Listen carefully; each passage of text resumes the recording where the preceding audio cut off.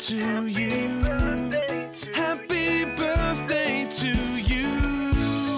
Happy birthday to you. Happy birthday to you. Happy birthday to you. Welcome back, Mascoutah, and happy Wednesday. Since spring break starts tomorrow, we're going to air the show today. Today we have sports, club spotlights, and an Easter segment with Heidi. We're also going to go over some March Madness upsets and check in with Drama Club's musical. Let's send it over to Ella with sports. Kicking off sports, last weekend the baseball team scored a win against Westland. Wyatt Beer and Brian Wibbles pitched a shutout of 7-0. Leading the way offensively for the Indians was Trevor Geis, who was 2 for 4 with an RBI, and Cody Scott, who was 2 for 3 with an RBI. Indoor track finished their season strong last weekend, sending 18 people to the Illinois Top Time Indoor Classic meet. Tatum Mashoff, Mariah Kramer, Jamie Love, and Bryn Bierman placed 5th in the girls' 4x4. Tatum, Mariah, Bryn, and Riley Pillar secured another 5th place win in the girls' 4x800. Coming in 6th for the boys' 4x800 was Gavin Huff, Ian Mall, Aiden Ellsworth, and Leo Cozy. For the boys' 4x4, Raphael Smith, Antonio Mack, Aiden Ellsworth, and Noah Felt placed 6th. In the boys' 200-meter, Cannon Kramer placed 4th with a time of 22.98 seconds. Noah, Antonio, Raphael, and Cannon Kramer took home first for the boys' 4x200 meter. 60-meter hurdles were dominated by Antonio Mack placing 3rd for boys and Jamie Lubb placing 1st for girls. For pole vault, Robert Williams vaulted 13 feet and 11.25 inches. Nate Moralde vaulted 12 feet and 11.5 inches. Lastly, Jodia Relojo placed 3rd in the girls' high jump with 1.56 meters. The Indians have a busy spring break in store. You can catch baseball this afternoon with a game against Althoff, then Friday against Collinsville, and Monday against Belleville West. Girls soccer travels to Triad High School for their second conference game tomorrow against Triad. The boys and girls track team also competes tomorrow at the O'Fallon Relays. And lastly, softball is at home this Saturday with a double-header game against both Freeburg and Nashville. So if you're in town for spring break, don't hesitate to come out and support your fellow Indians. That's all for sports. Let's send it back to the anchors. Great work to all of our spring athletes. Up next, we have a check-in with the drama club's The Drowsy Chaperone. So let's take it over to Danny. With spring break starting tomorrow, it's important not to forget about the spring musical, The Drowsy Chaperone, happening from April 5th to the 6th. Let's take it to some of the cast members to ask them some questions and learn more about it. So the musical set during the jazz era, Roaring Twenties. It's pretty much this man who's, well, he's a little lonely, so he has this, the audience is there, so he plays this record for the audience. He's a pretty antisocial guy, and he plays his favorite record, which happens to be from the musical The Drowsy Chaperone. Basically, the musical that's going on in the background is about this showgirl, and the showgirl is talking about quitting her life of just performing in general so she can get married to Robert Martin. The man is telling the story of the Drowsy Chaperone, so the Drowsy Chaperone's like a show within the show, so he's kind of the narrator while there's like a different storyline within the record that he's playing. Okay, I am the Drowsy Chaperone. Basically, my role, she is this drunk, and she is Janet Vandergraaf's maid of honor. She's also her best friend, but also they secretly have like a feud, and she's also trying to outdo her and trying to be better than her. I play Mrs. Tottendale. She's the hostess of the wedding that's happening in the show. I play Robert Martin, and I'm the groom of the bride. I play the man in the chair. He's pretty much there the whole time. He just sits there and makes comments about the musical and life in general. From our director's perspective and people who have sat in listening to like the music that we're doing, they're saying that this is like the best musical that we've had like musically since like at this high school. So we put in a lot of work like vocally and with the pit. So like hours and hours have been gone in specifically just to the music part. I'd say that this musical is worth seeing because there is a lot of people in the student body that have put a lot of hard work into this. And I'm not just talking about actors. I'm talking about the stage crew, the band. They all play an equally important part to this play, and we've put in such hard work for it. And it's really fun and funny, and I think you guys are going to love it. this year we have a lot of specific dancers in it. So like what Justin was saying about how like there's all different types of people from the student body working for it. There's been like band members, actors, singers, dancers, like anyone you could possibly think of, like tech, stage crew, like everybody. There's been a lot of like different groups of people that have put a lot of effort into it, which makes it a really, really, really good show. You'll see around the school there's little flyers with the Drowsy Chaperone on them. You can just scan the QR code. It'll take you to a website where the tickets are. Thank you to our cast members, and don't forget to get your tickets and pop out and support the musical next week. Now, let's take it to Nolan with a segment over March Madness. Hey Mascoutah, happy Wednesday. You may or may not have realized, but last weekend was the start of the men's basketball March Madness. Now, you may have participated in trying to guess the winner of this by filling out a bracket, but no one has ever gotten a perfect bracket. This is because of the upsets, meaning the lower ranked teams beating the higher.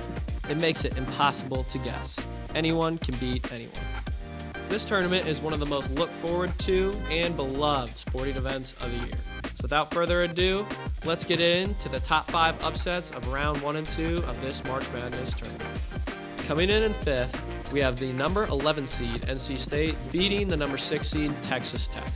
NC State, led by 6'9", 275-pound center DJ Burns Jr., has gotten extremely hot through the end of the year and miraculously won their extremely hard conference tournament to get them into the tournament. They carried this momentum, beating a good Texas Tech basketball team, sending them to the second round.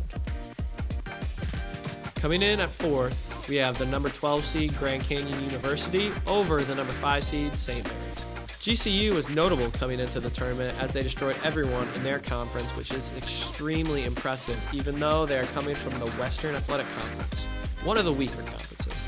They beat a St. Mary's team that many thought could make a good run in the tournament, halting them in their tracks. Coming in at number 3, we have the 11 seed Duquesne over the 6 seed BYU. This upset sits lower than the previous due to how unexpected it was. Duquesne won their conference as a 6 seed, and many thought they would be an easy first-round exit going against a 3-point shooting BYU team. This proved untrue, though, as Duquesne edged out BYU down the stretch, winning by a mere 4 points. Coming in at number 2, we have the 13 seed Yale beating number 4 seed Auburn. Yale was another unlikely tournament team after being a 3 seed in their own conference tournament. However, they made the big dance and shocked the world when they beat a fan-favorite Auburn team, who many took for a deep run into the playoffs. Finally, coming in first, we have the number 14 seed Oakland upsetting the number 3 seed Kentucky. This was and will be the biggest upset of the tournament, with Kentucky being regarded as one of the best teams in the field and one of the favorites to win the national championship. Oakland, led by 6-year senior Jack Golke and junior Trey Townsend, torched the Wildcats beyond the 3-point line, with Golke finishing with 10 3-pointers. Overall, the tournament was a huge hit, as it always is, capturing the hearts of millions as they watch their favorite team compete for their national championship. So, looks like we're out of time for today. Let's send it back to our anchors. Thanks for the information about the musical. Good luck to you all in your performance. Now we have a look into the art club with Chance. Hello, Mascoutah. Last semester, I had some students here talking about the art class. Well, today, I have some students here talking about the art club and why you might want to join. My name is Riker Johnston, and I'm a member of the MHS Art Club. Charlotte Meadows. I joined art club because I wanted more art friends. I joined because I thought it'd be a really good opportunity to show how I can turn art into something beautiful, and I got to spend time with my friends, and it was just really nice.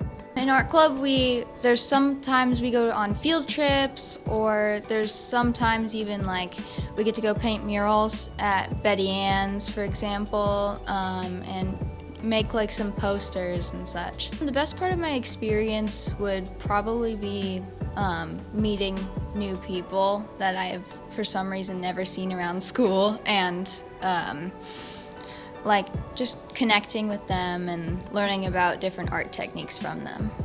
The best part of my experience was probably getting to learn new techniques, spend time after school with people who I like to talk to, and just have a good time, really. I think you should join Art Club because it's always welcome to new members. We are really welcoming.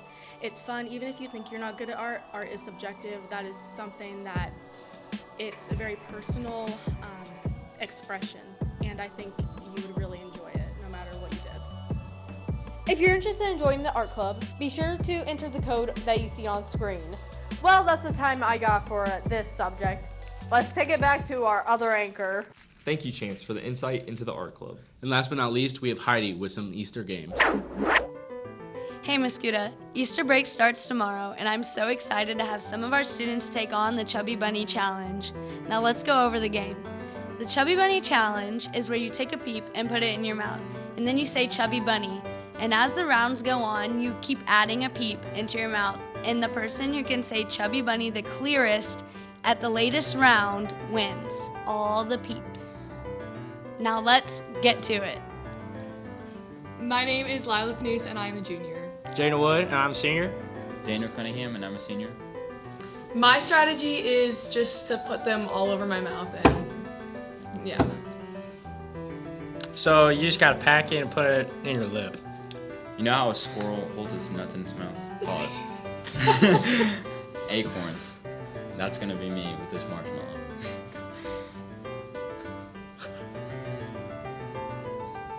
You gotta say it. Oh, Chubby Bunny. Chubby Bunny? Uh-oh. Chubby Bunny. Dude, my mouth is small. Little raw going. Lila, go. Chubby Bunny. Chubby Bunny. Oh, Lila's not. Lila's not. What the heck? Lila, go. My acorn. Chubby Bunny, Jay. My acorn strategy is working. Jay, you gotta say it. Chubby Bunny. Daniel, stop chewing. I'm not. I'm pushing it. I'm fucking. Oh. Chubby Bunny. Dude, you guys suck. One more for good measure. Oh my god. One more. Come on, Danny. Round four. You Slide got, to the you middle. got two on your left side. I feel like I'm done. Right. Come on.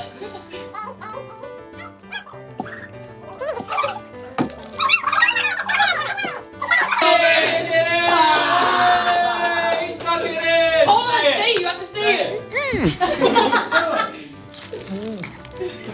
Give him the drag. Give him the drag.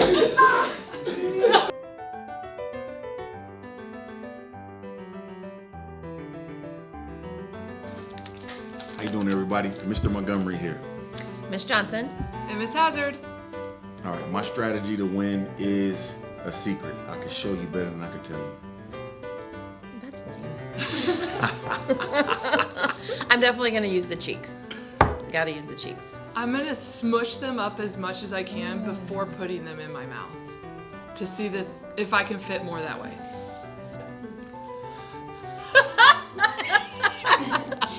Chubby Bunny.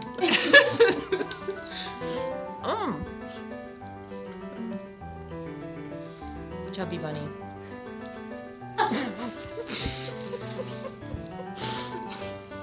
Chubby Bunny. It's not easy. That's not easy.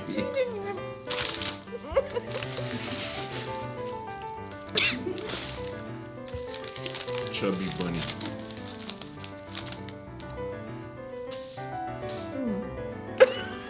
So bad.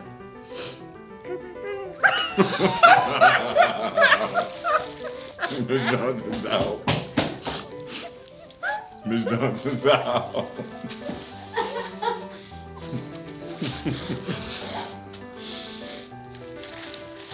Oh yeah, I'm winning this.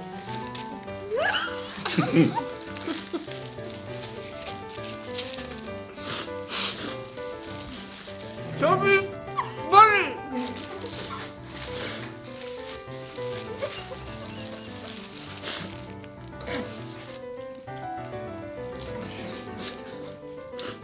Yeah.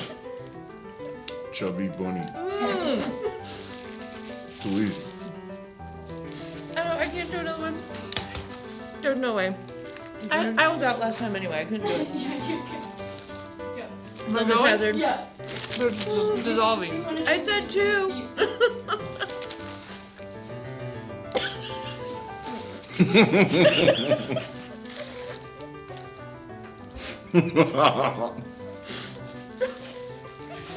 should be a time limit.